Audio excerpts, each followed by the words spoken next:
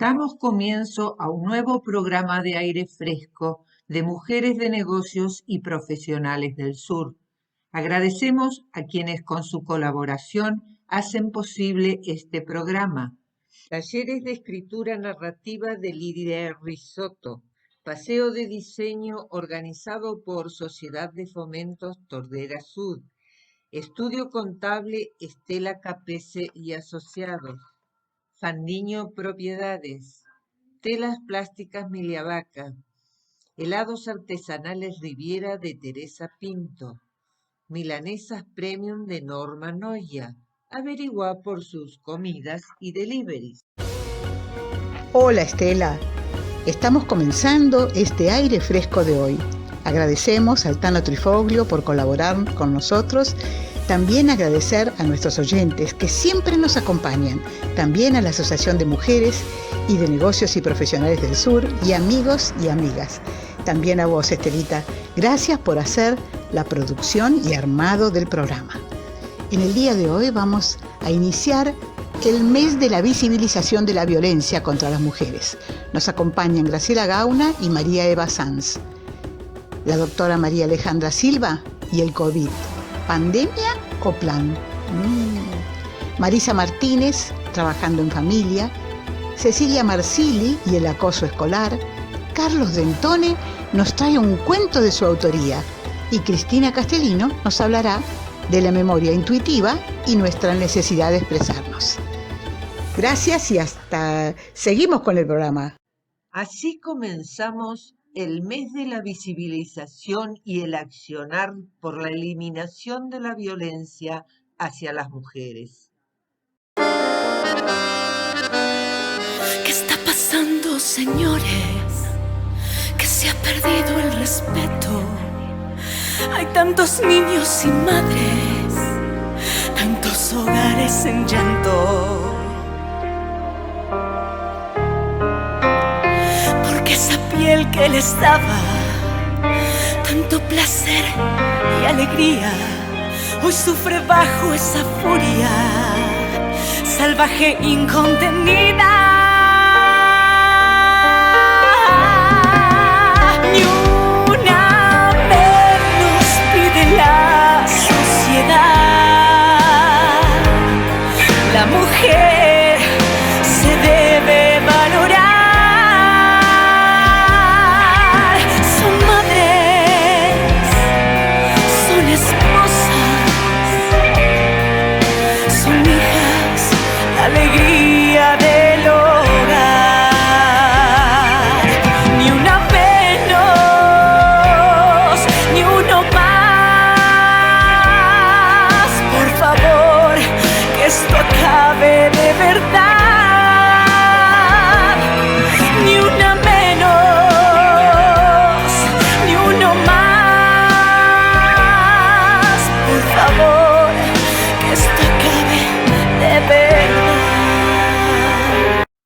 Iniciamos noviembre, el mes en que debemos visibilizar la violencia hacia la mujer. Recibimos en esta ocasión la visita de Graciela Gauna, coordinadora de la Comisión de Género de la Asociación Mujeres de Negocios y Profesionales del Sur, y a María Eva Sanz, una de nuestras queridas Palas Atenea. Buenas tardes, Graciela. Buenas tardes, María Eva. Sean bienvenidas y estamos encantadas de tenerlas en esta tarde de aire fresco. Hola, buenas tardes. ¿Cómo estás, Estela? Una alegría para mí poder participar de este programa tan comprometido con la comunidad. Muchas gracias por la invitación. Gracias, Estela, gracias. Bueno, continuamos y recibimos como adelantáramos a la licenciada María Eva Sanz. María Eva, estamos en conocimiento de la tarea realizada concretando la construcción de la red de buenas masculinidades en la Argentina. ¿Qué novedades tenemos con respecto a esta tarea, esta actividad, este desarrollo institucional? Hola Graciela, buenas tardes, un gusto saludarte. Bueno, seguimos transitando esta construcción que es una red nacional desde la Mutual Grupo Buenos Aires, donde estamos desarrollando prevención, asistencia, capacitación e investigación de la violencia masculina a lo largo y ancho de todo nuestro querido país. Es una construcción que lleva un tiempo ya, desde el 2018 que estamos desarrollando, y el 9 de julio de este año se hizo el lanzamiento con la presencia de todas las provincias argentinas. Así que para nosotros prevenir el femicidio desde estas acciones se hace urgente. ¿Cómo pudieron superar la pandemia, superar en pandemia la asistencia a varones? Nosotras veníamos desarrollando una tarea de forma presencial con varios dispositivos de varones en asistencia y tocó la pandemia. Lo primero que hicimos fue trasladar a un espacio que teníamos común en cada uno de los dispositivos, que era un WhatsApp, donde nos mandábamos comunicaciones con ellos. Bueno, rápidamente trasladamos la asistencia de forma de emergencia a ese WhatsApp. Y a partir de ese momento empezamos a buscar formas más eficaces de encontrarnos con ellos de forma virtual, utilizando lo que fuimos aprendiendo, porque tampoco sabíamos mucho acerca de las plataformas virtuales. Y bueno, empezamos con Zoom, después con Meet, y estuvimos trabajando así desde marzo del año pasado hasta la fecha, ininterrumpidamente y acrecentando la cantidad de dispositivos, porque en la ciudad de Buenos Aires estuvimos desde marzo hasta septiembre siendo el único dispositivo que estaba funcionando de manera virtual. Así que se imaginan que en el mes de junio nada más recibimos como 60 derivaciones del Poder Judicial y hoy tenemos 13 grupos en funcionamiento.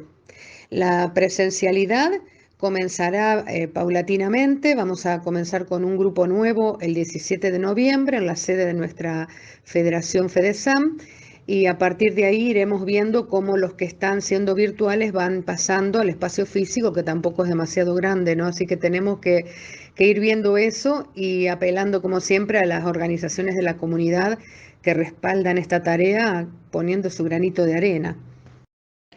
Cuando iniciaron la tarea de la red de buenas masculinidades a nivel nacional, ¿cuál fue el objetivo?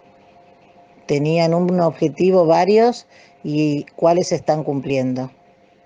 Sí, el objetivo general es la prevención del femicidio, como te comentaba, pero seguramente que fueron dándose otras iniciativas. ¿Por qué? Porque en la misma articulación vimos necesidades como por ejemplo hacer talleres preventivos dentro de las cárceles o talleres con adolescentes de prevención de la violencia en el noviazgo. Digamos, mientras no nos corramos del objetivo marco, que es la prevención, la asistencia, la capacitación y la investigación de la violencia masculina, poniendo el foco específicamente en los varones, toda alternativa que surja de allí es válida. Porque también sabemos que si hacemos prevención en el noviazgo, vamos a hacer prevención del femicidio. Y si hacemos también alguna alternativa en contexto de encierro, ese hombre que va a salir en libertad va a tener menos probabilidades de ejercer esa violencia porque ya está trabajando algunos aspectos que son dañinos de su personalidad y de su masculinidad construida socialmente. Así que todas las acciones que se fueron dando fueron de creatividad, surgidas de las propias necesidades y articuladas en diferentes provincias. Vamos acompañando esos procesos y al mismo tiempo se va fortaleciendo la red con referentes provinciales y distritales, con reuniones mensuales de todos esos referentes donde vamos marcando el rumbo organizacional y bueno, y con mucha esperanza, ¿no? Porque sabemos que esta es la forma de trabajo, mancomunada en red y construyendo un colectivo. Bien, finalizando aire fresco la entrevista con la licenciada María Eva Sanz. Muchísimas gracias, la presidenta de la Asociación Mutual Grupo Buenos Aires. Le agradecemos muchísimo. Gracias, Estela, por toda la tarea que realizamos dentro de la asociación. Y continuamos con nuestra Palas Ateneas en otro próximo encuentro. Gracias, nos estamos conectando. Muchísimas gracias a ustedes, Estela, a Graciela, que hace tantos años nos conocemos, súper comprometida en esta temática, así que para mí ha sido un gusto poder compartir con ustedes toda esta tarea que estamos haciendo, conmemorando el Día de la No Violencia hacia la Mujer. Un beso enorme y hasta siempre. Gracias a las dos. Buenas tardes, Cecilia. ¿Qué conmemoramos hoy? Buenas tardes, Estela. Buenas tardes, Valentina. Buenas tardes, amigos de Aire Fresco. Y hoy, jueves 4 de noviembre, tenemos una celebración muy importante que muchos desconocemos de dónde salió y desde cuándo, que es el caso de la Organización de las Naciones Unidas para la Educación, la Ciencia y la Cultura. En inglés sería United Nations Educational, Scientific and Cultural Organization, la UNESCO.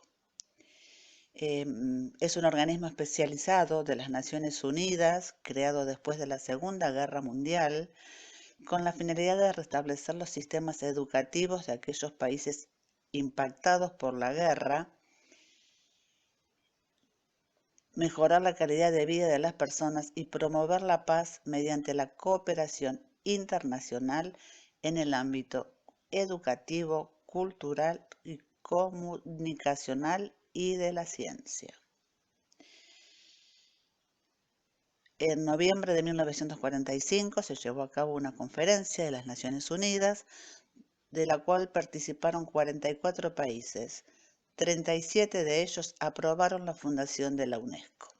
Se firmó la Constitución de la UNESCO, cuyo documento entró en vigor a partir del 4 de noviembre de 1946. 75 años desde la creación de la UNESCO.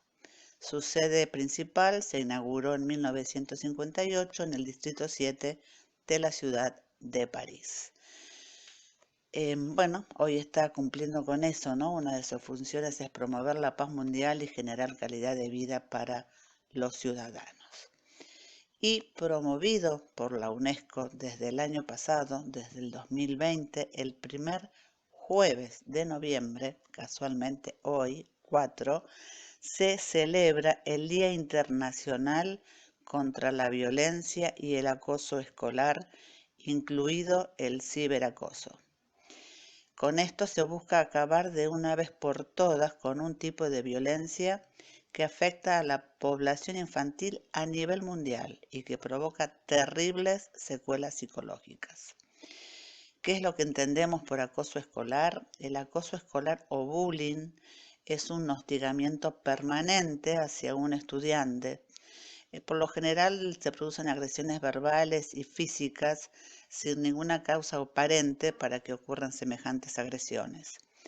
El maltrato escolar ha venido en aumento en los últimos años y muchos niños y jóvenes son víctimas de estas situaciones. Y si no son detectadas a tiempo, pueden tener consecuencias muy, muy lamentables que hasta pueden llegar a poner en riesgo sus vidas. La realidad ya es abrumadora que miles de niños y adolescentes sufren a diario un maltrato psicológico y físico por parte de sus propios compañeros, pero que tienen otros alcances como Internet y los sitios web y que pueden causar daños irreparables, tanto para el niño como para su núcleo familiar y social. Hoy más que nunca resulta imperioso brindarle a nuestros chicos y jóvenes herramientas para la vida. Es tarea de los progenitores y también de los educadores fortalecer su personalidad, para lo cual se necesita una educación en valores como la autoestima, la voluntad, la sinceridad, la empatía y la amistad. Lamentablemente, los niños y jóvenes que sufren violencia en sus hogares modelan esos mismos comportamientos una vez que comienzan a socializar. También existen agentes externos como la televisión, internet o el cine que transmiten mensajes negativos y contribuyen a reforzar conductas inapropiadas que terminan por socavar la mente de los más vulnerables, en este caso la población infantil. Según la UNESCO, 3 de cada 4 menores están sufriendo algún tipo de acoso escolar, bullying o ciberacoso. Sin lugar a dudas, esta fecha es una excelente oportunidad para ahondar en una problemática que nos compete a todos. Es esencial profundizar sobre las verdaderas causas que llevan a los niños y jóvenes a transformarse en personas violentas e insensibles para sus semejantes. Si soñamos con un mundo mejor, estamos obligados a formar hombres y mujeres que valoren, respeten y amen la vida. Porque sí, Estela, Valentina, toda la audiencia de Fresco, la lucha contra la violencia y el acoso escolar es una tarea que nos compete, nos compromete y nos involucra a todos. Un abrazo muy grande. Cuánta razón tenés, Cecilia. Muchas gracias por recordárnoslo. Iniciamos la columna llamada Trabajando en Familia con Marisa Martínez. Buenas tardes, Marisa. ¿Qué tal, Estela? Buenas tardes a todos. Bueno, aquí nuevamente espero que les haya resultado interesante lo que charlamos y bueno, abierta a que puedas hacerme alguna otra consulta, dudas para avanzar con los temas de esta nueva columna. ¿Qué datos tenés de las empresas familiares en nuestro país? Bueno, en nuestro país los datos son parecidos a los datos generales, ¿no es cierto? Más del 75% de las empresas, entre el 70 y 75, están en manos de familias, son empresas familiares. El tema es que de 100 emprendimientos que empiezan, solo 30 sobreviven a la primera generación, ¿no es cierto? Y solo 15 pasan a la segunda generación y así se va achicando de generación en generación. Se van cayendo las empresas y en las empresas familiares, principalmente por falta de sucesor, por no organizar el negocio, por dificultades de gestión en el grupo familiar, o sea, por cosas familiares. Entonces, por eso es importante, ¿no es cierto?, informarnos y saber de qué se trata toda esta dinámica de trabajar en familia.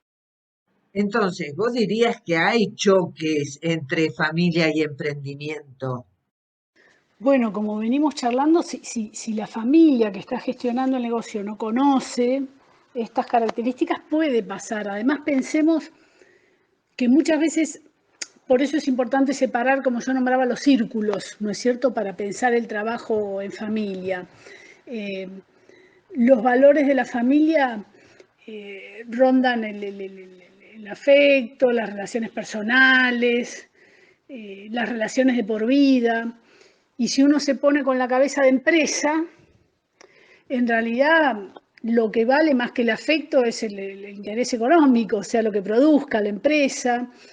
Más que las relaciones familiares, lo que vale en la empresa, son importantes las relaciones, pero si hay buenos resultados, ¿no es cierto? También la familia acompaña más que nada un marco de seguridad, ¿no es cierto?, de contención. Y la empresa muchas veces, más que seguridad y contención, tiene que arriesgarse, tiene que tomar decisiones riesgosas. En la familia se intentan evitar peleas, enfrentamientos y en el ámbito laboral, bueno, lo que haya que enfrentar se enfrenta. O sea, la familia prefiere estar resguardada, como que resiste los cambios, y si en la empresa vos no te orientás al cambio, te quedás. O sea, hay valores distintos en la familia y en la empresa, pero que por supuesto se pueden compatibilizar en tanto y en cuanto se conozcan estas características, se charlen, se debatan y se acuerden, ¿no es cierto?, con la familia que trabaja en forma conjunta. Explícanos un poquito eso de las diferencias entre lo que es una empresa familiar y aquellas que no lo son. Bueno, voy a tratar de introducir brevemente, hacer como una introducción, ¿no es cierto? Justamente del kit de la cuestión, de cuál es la diferencia, si soy un negocio igual que el otro, vendo un producto o un servicio igual que el otro y tengo empleados igual que otros, nada más que algunos familiares trabajan conmigo, o sea, ¿cuál sería la gran diferencia? Un poco lo que yo comentaba anteriormente. En cualquier negocio tenés dos grandes círculos, digamos, o áreas de competencias que maneja el negocio, que es la parte gerencial o la parte ejecutiva, o sea, el día a día del negocio, manejar eso, la logística, organizar la gestión del día a día del funcionamiento de tu negocio, de tu emprendimiento. Y otro de los campos o de los círculos sería la propiedad. La propiedad en tanto propiedad de ladrillo, si es que funciona en un lugar específico, y también propiedad del negocio, lo que llamamos fondo de comercio, ¿sí? Esos son como dos campos, ¿no es cierto? La gestión del negocio, el día a día, y los dueños del negocio. Ahí tenemos dos grandes campos que en todas las actividades comerciales conviven.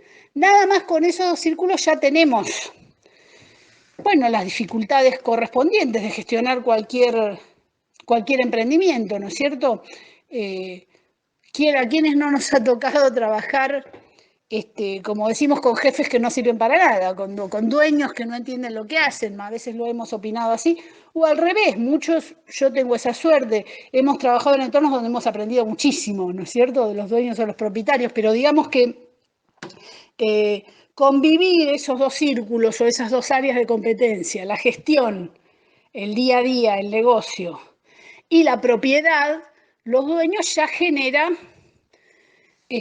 bueno, algunas cuestiones, ¿no es cierto? Puedes tener un compañero de trabajo que además es el dueño, tu jefe que además es el dueño y eso genera ciertas cosas, pero como dijimos, del círculo del área de competencia de la gestión y del día a día, tenemos quien nos acompañe, porque ahí para los números nos acompaña el contador, para las situaciones técnicas nos puede acompañar, como dijimos, la cámara de comercio, la cámara que es específica del trabajo que hacemos, o el área de pymes, como lo trabajan ustedes, o sea, ahí tenemos a quien acudir.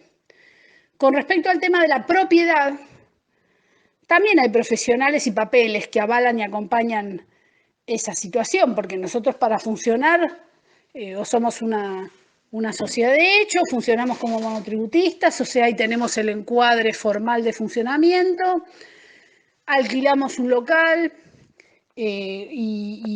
o tenemos una propiedad donde funciona el emprendimiento y la propiedad tiene dueños, ahí tenemos los escribanos, los abogados, o sea, esos dos círculos son complejos, están en todos lados y ya tienen sus características propias, pero cuando trabajamos en familia aparece un tercer círculo, una tercera área de competencia, que es la familia, En la familia tenés gente que trabaja en la empresa y gente que no trabaja. Puede ser el caso que tenga gente que es dueña y gente que no es dueña, porque el matrimonio, suponete, son los fundadores y son los dueños de la propiedad, de la sociedad o del negocio que está funcionando, y sus hijos son sus hijos, pero todavía no son los dueños, y trabajan en la empresa. Entonces tenés familia en la parte ejecutiva y el día a día, pueden pertenecer esos dos círculos. Tenés familia la parte propietaria como dueños, por ejemplo, como te decía, el matrimonio fundador que trabaja, está en la parte de gestión, está en la parte de la propiedad porque son los dueños y además son familiares, tiene como una triple pertenencia. Tenés gente que trabaja y ni es familiar ni es dueño, o sea, en estos tres círculos se maneja lo que es trabajar en familia o emprendimiento o empresa familiar. El círculo que yo lo llamo de la familia trae aparejado un nuevo círculo que si hacemos intersecciones hay un montón de dinámicas e intercambios que, bueno, que tienen características específicas. ¿Qué es lo interesante?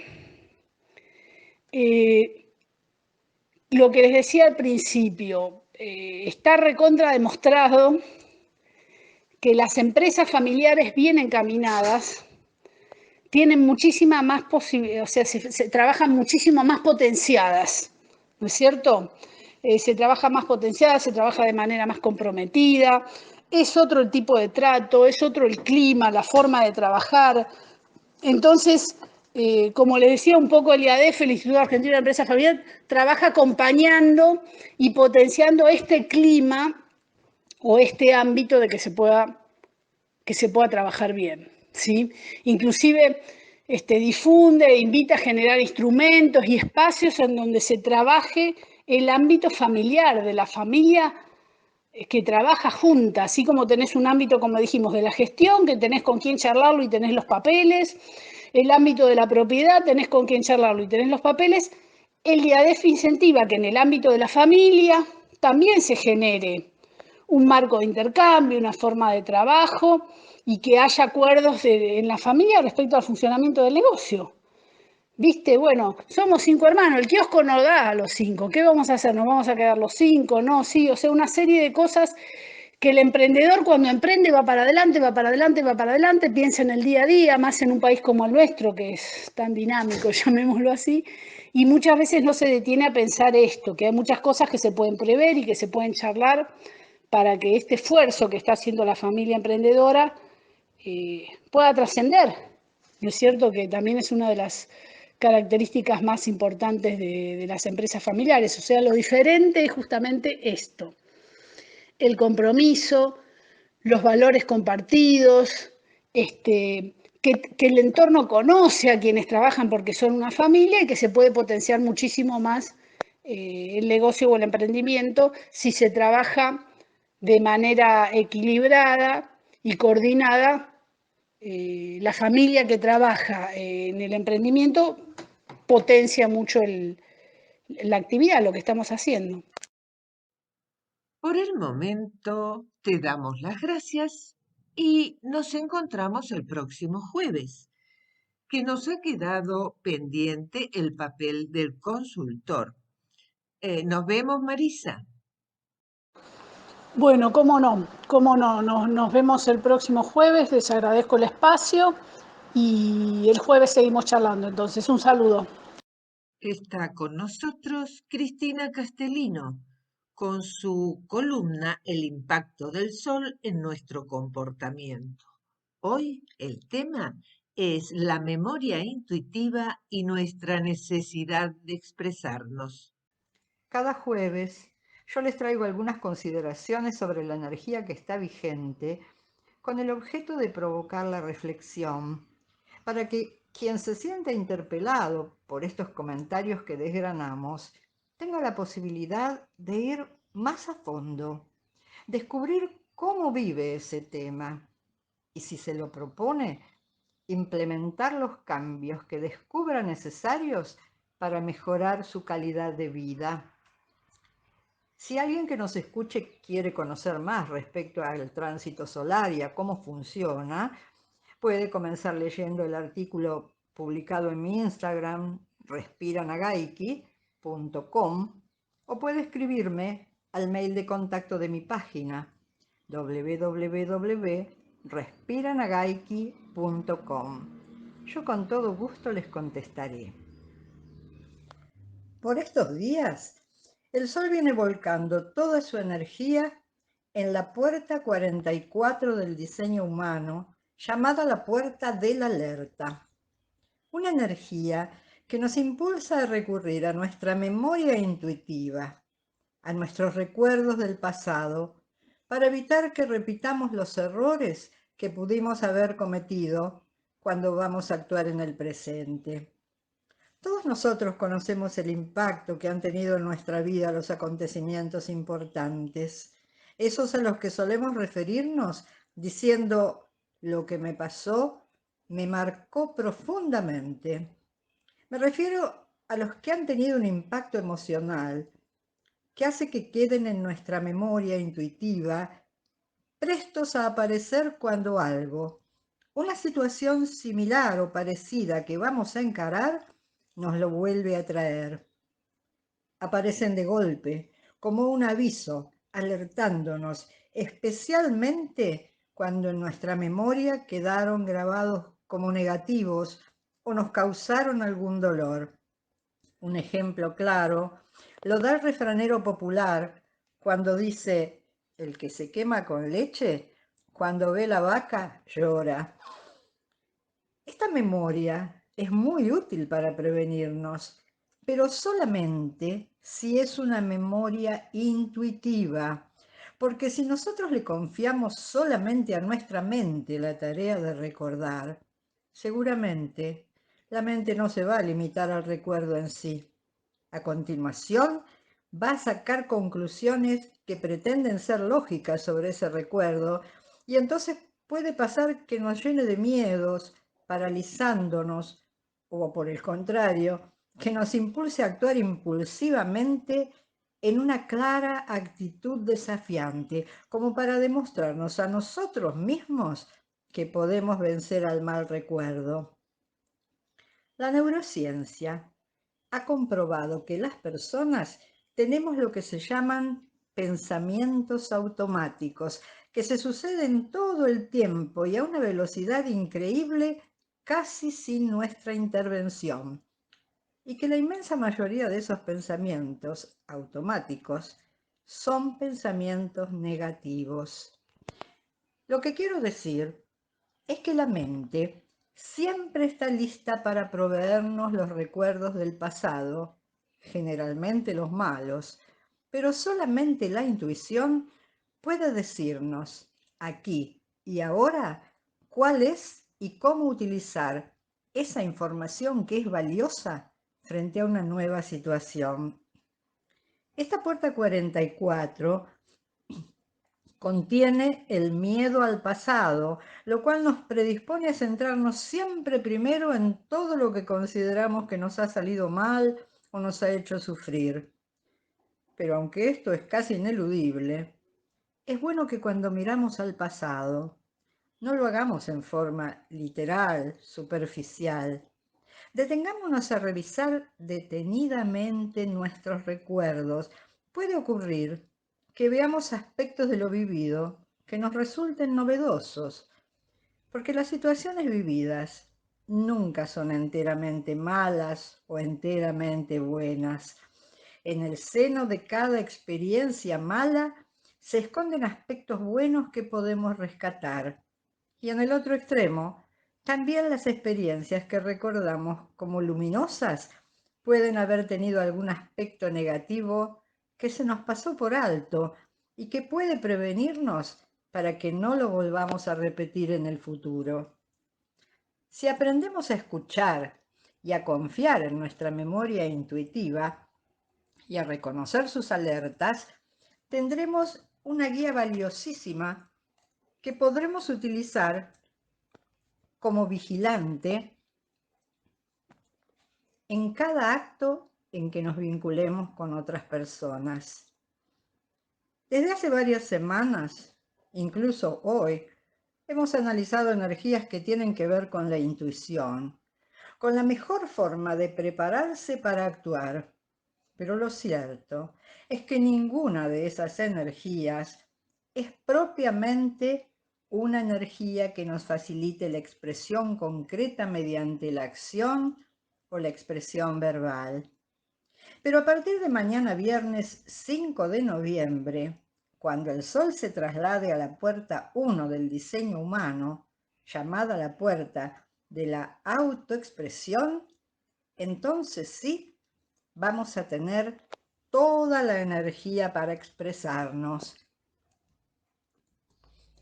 Todos los seres humanos tenemos una profunda necesidad de expresarnos, de sacar afuera lo que llevamos dentro. Cuando analizamos el diseño primordial de una persona en su gráfico de diseño humano, los que nos dedicamos a esto, podemos apreciar claramente cómo todas sus potencialidades, sus dones y sus características esenciales pugnan por llegar al centro de la garganta, donde está contenida la posibilidad de expresarnos. Porque en última instancia, si no podemos exteriorizar cuánto somos, lo que creemos y lo que sentimos, siempre vamos a tener una sensación de incompletud. Aprovechemos esta semana, esta energía que nos trae el sol, para utilizar todas las formas de expresión a nuestro alcance. Pero tengamos especial cuidado en no malograrlas. Estemos alertas para no caer en ninguno de los dos extremos nocivos de la autoexpresión, que son comunicar mal o dejar de comunicar. Para no caer en el primero, comunicar mal, es necesario que no seamos impulsivos, pulamos nuestra expresión, tengamos en cuenta a quién va dirigido nuestro mensaje, seamos empáticos.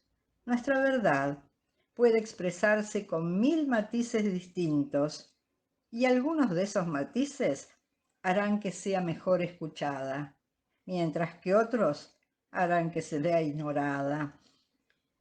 Cuidémonos también de la comunicación excesiva. Venzamos nuestra necesidad desmedida de ser escuchados, porque cuando lo hacemos, corremos el riesgo de invalidar nuestro mensaje. En cuanto al segundo extremo, que es callarse, no permitamos que nuestra vergüenza nos impida expresarlos, porque todas las personas tienen derecho a expresarse, siempre si guardan las formas, son empáticos y descubren el timing para hacerlo. De esa manera, la relación con todos los seres humanos resulta mucho más fácil. Hasta la próxima. Hola, buenas tardes Silvia. A ver, despacito para que lo entienda. Verdad, realidad, ciencia. Hoy quería hablarte de dos palabras que se están usando mucho desde hace 2 años. La verdad o realidad y la palabra ciencia. ¿Hay una única verdad o realidad? ¿Es posible conocer la realidad? Sí, hay estudios que dicen que sí, que es posible conocerla, pero no en esencia, porque cada sujeto siente y piensa diferente, porque la realidad cambia en tiempo, espacio y circunstancia, y porque además todo conocimiento debe tener una utilidad.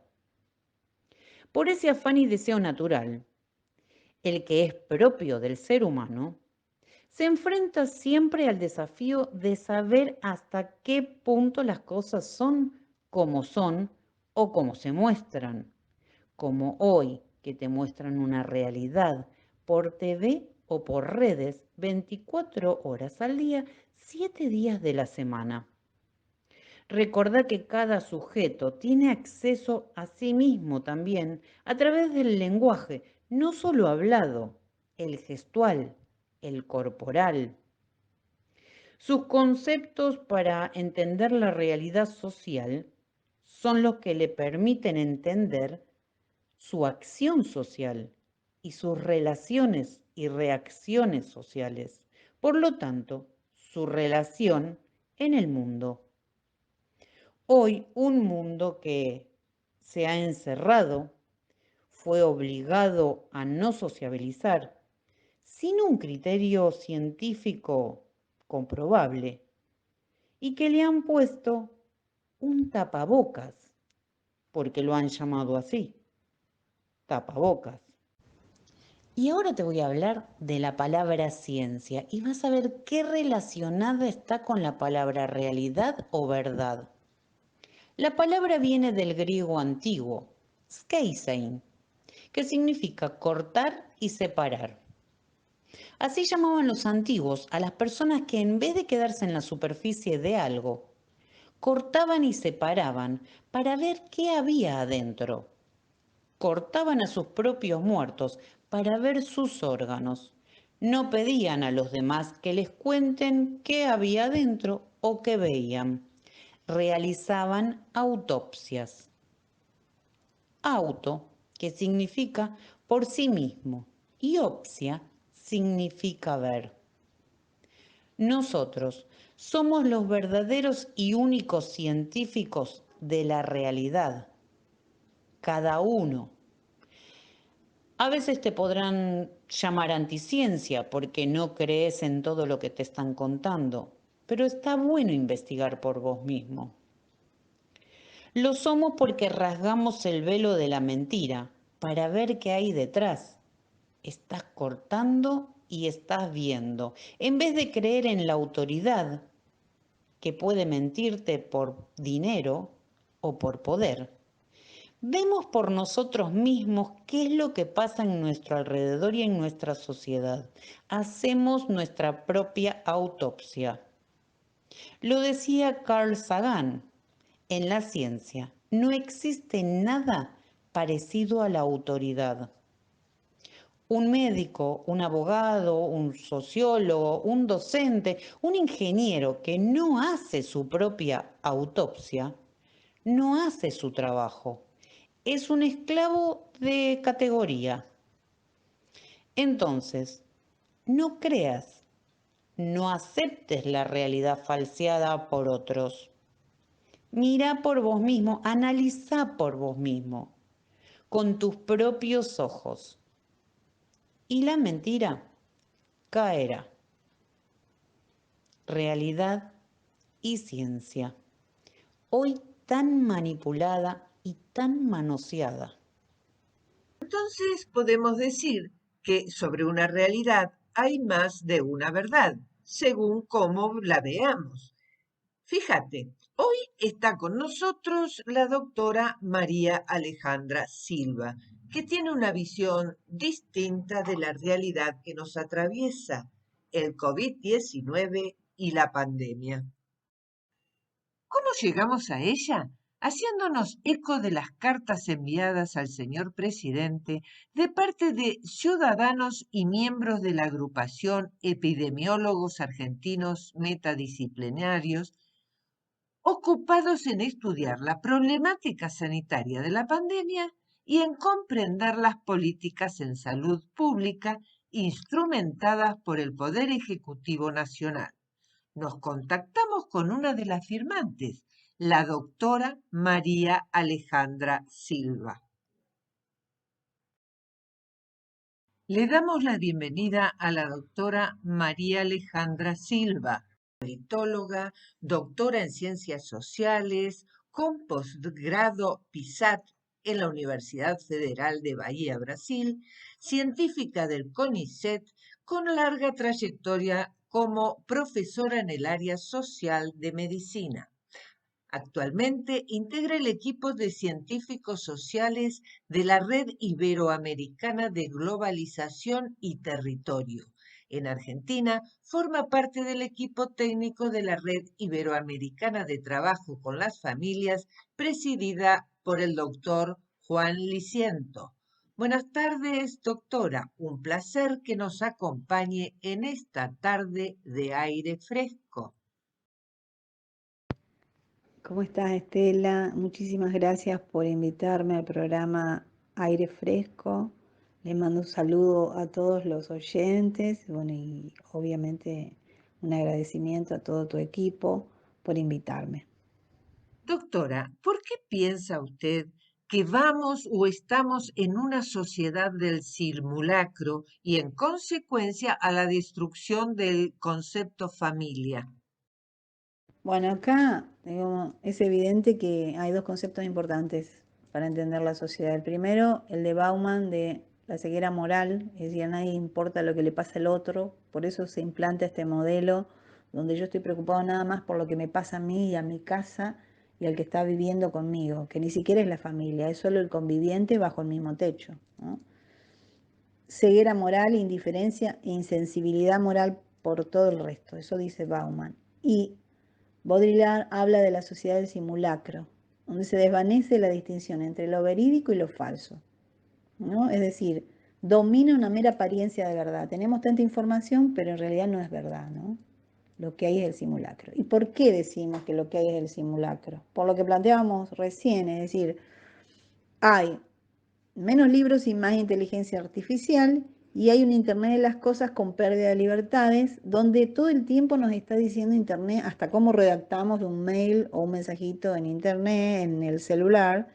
Entonces, estamos perdiendo, digamos, hasta la capacidad de distinguir una cosa de la otra, porque ya nos dan la respuesta, ¿no?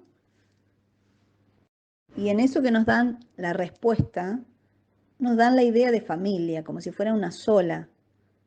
Entonces, el simulacro es como que cuidamos a la familia, pero en realidad descuidamos a todas, porque a nadie le importa cómo funciona la familia de los pueblos originarios, la familia rural, la familia migrante, los migrantes ilegales. ¿Qué pasó en la pandemia y sigue pasando hoy? Que le han destruido su capacidad de generar empleo, de lazos sociales, de estabilidad. Ni siquiera a nadie le importa la familia urbana que vive hacinada, como decíamos hoy. Es decir, es el simulacro. Simulamos que cuidamos a la familia, pero no cuidamos a nadie. Entonces, para eso es que importan los medios de comunicación. Si nosotros analizamos los grandes grupos o famosos fondos buitres que decíamos antes, como BlackRock, tienen inversiones en los medios de comunicación. El 70% de los medios del mundo están concentrados en 5 grandes empresas. Por eso todo el tiempo dicen lo mismo cuando escuchamos un corresponsal de Gran Bretaña o otro de Estados Unidos, de donde sea, dice lo mismo. ¿Por qué? Porque están concentrados. Entonces, el simulacro es que creemos que hay información, pero no hay, está concentrada en pocas manos, poquísimas manos, y esos son los que manejan toda la información de la supuesta pandemia, de las 11 empresas de vacunas, y entonces hay una guerra de vacunas, como plantea el médico Alejandro Loyola de Brasil, que tiene un libro que publicó hace poco, donde él hace un análisis de esta nueva guerra, ¿no? Y también es una sociedad de simulacro.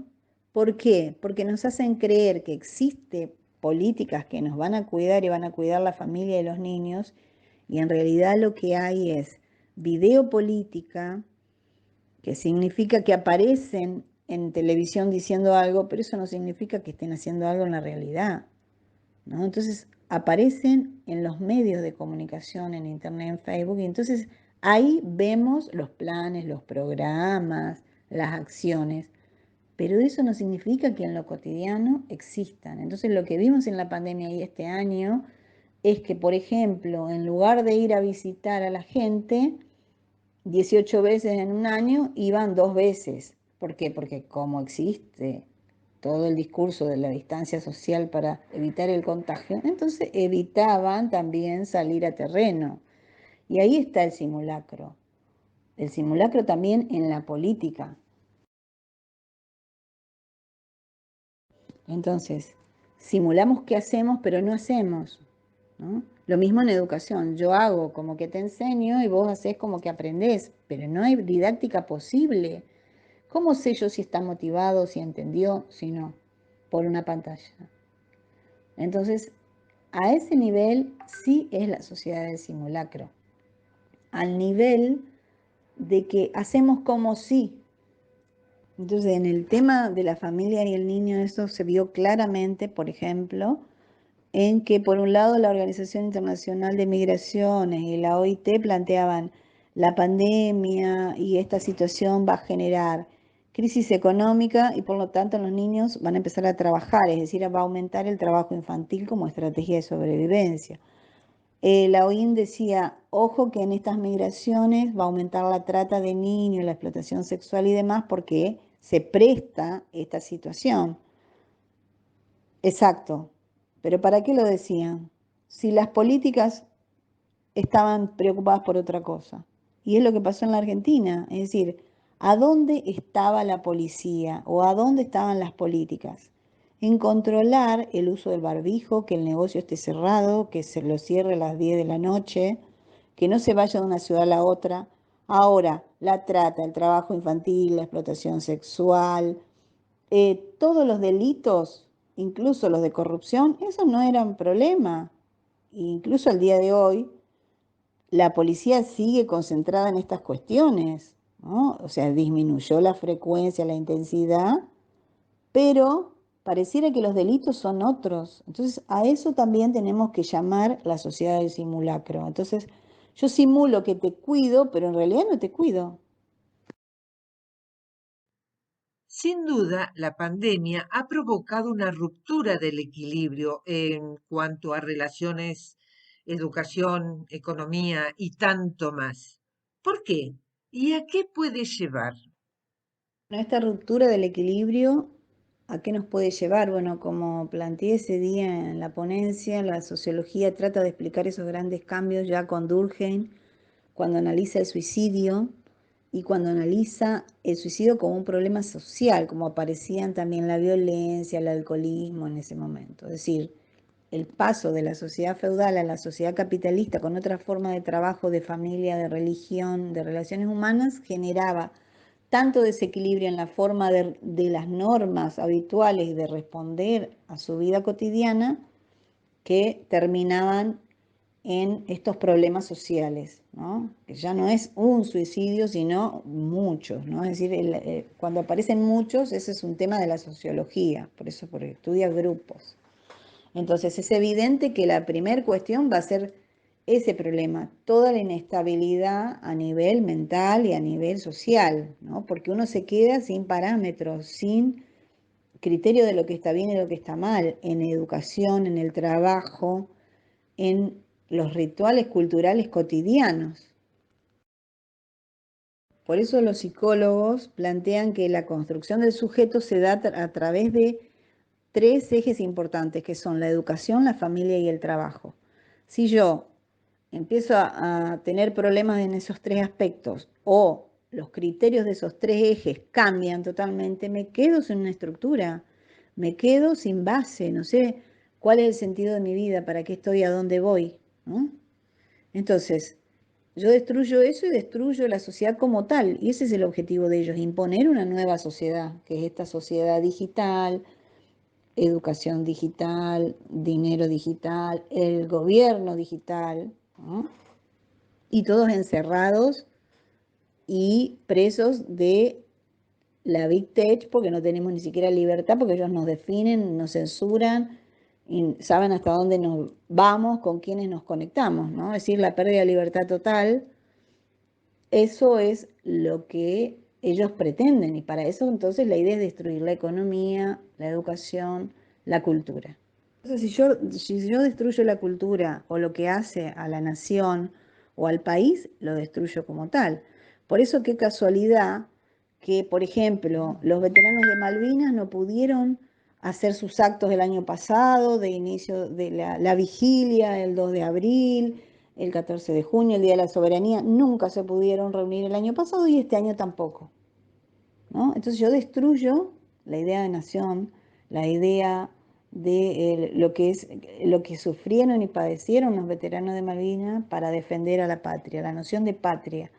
Si yo prohíbo la procesión, el bautismo, el casamiento, en la religión, ya sea en cualquiera, ¿no? En la católica, que es la que más predomina en Argentina, pero también en otras, entonces también destruyo lo que hace a la espiritualidad de la gente, ¿no? Y si también destruyo el arte, la cultura, estoy destruyendo todo lo que hace al ser social, ¿no?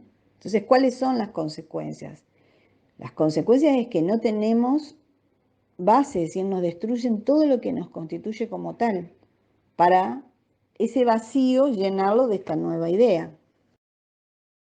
Entonces, en economía, ¿cuál es la consecuencia? Que toda la economía se convierte en economía de plataforma. Todos los trabajos son por Zoom, son digitales. Entonces, queda fuera todas las personas que no manejen esta tecnología, todos los trabajos que no usen la tecnología y, por supuesto, las personas que no la manejan, que son las mayores de 40 años.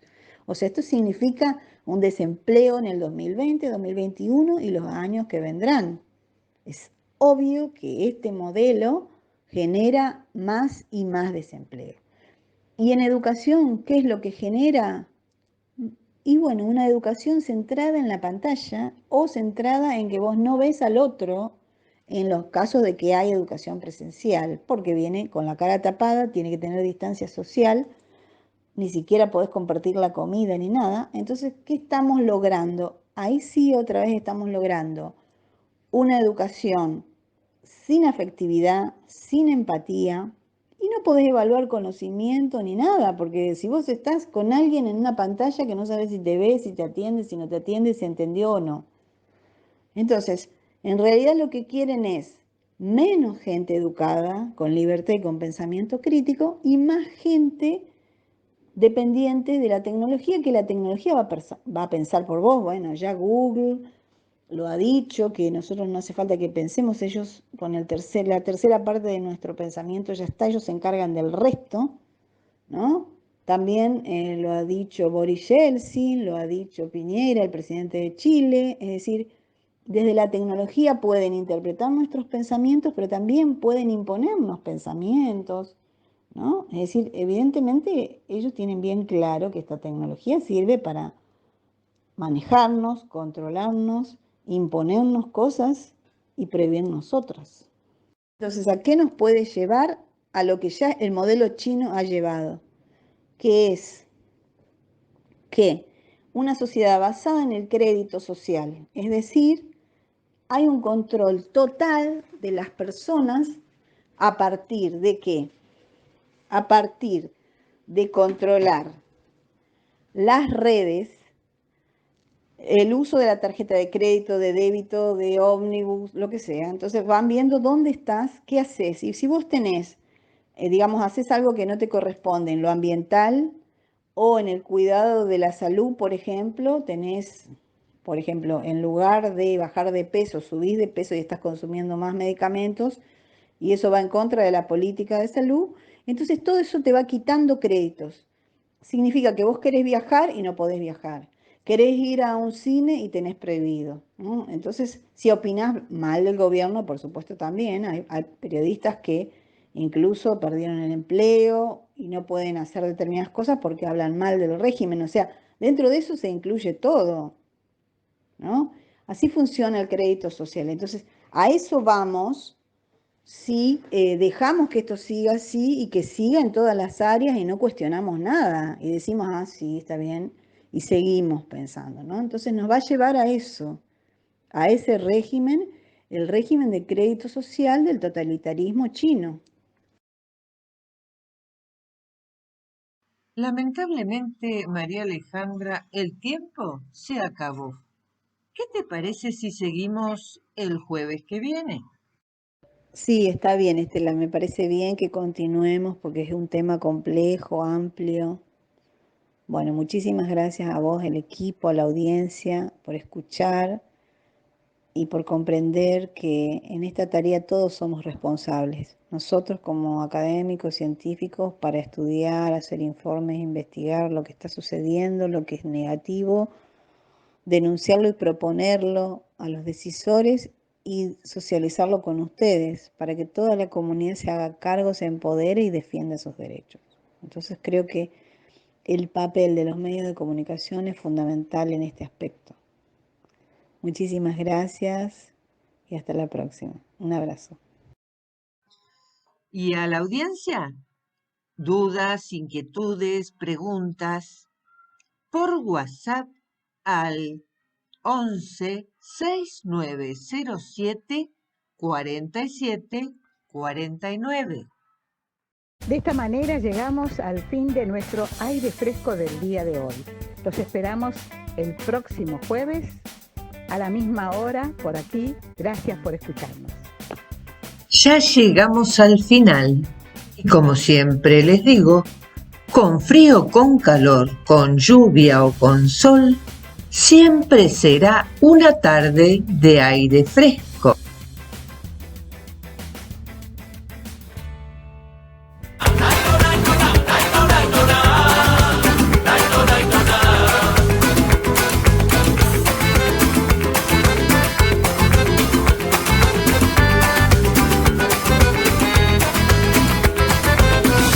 Aire fresco en tu ventana